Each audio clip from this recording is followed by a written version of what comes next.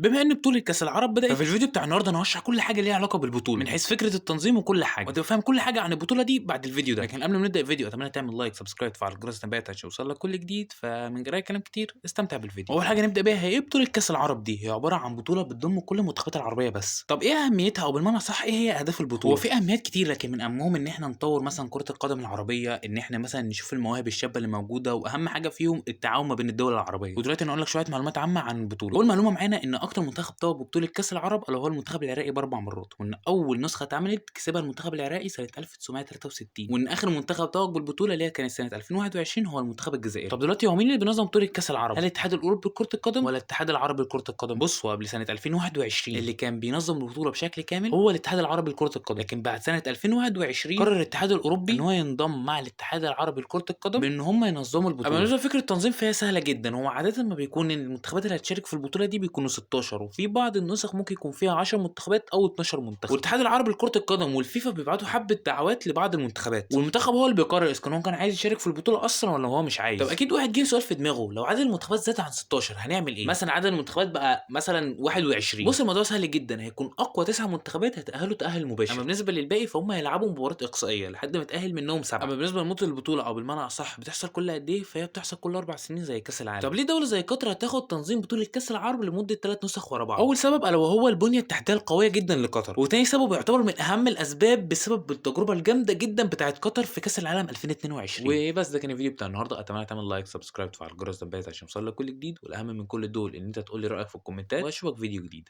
سلام.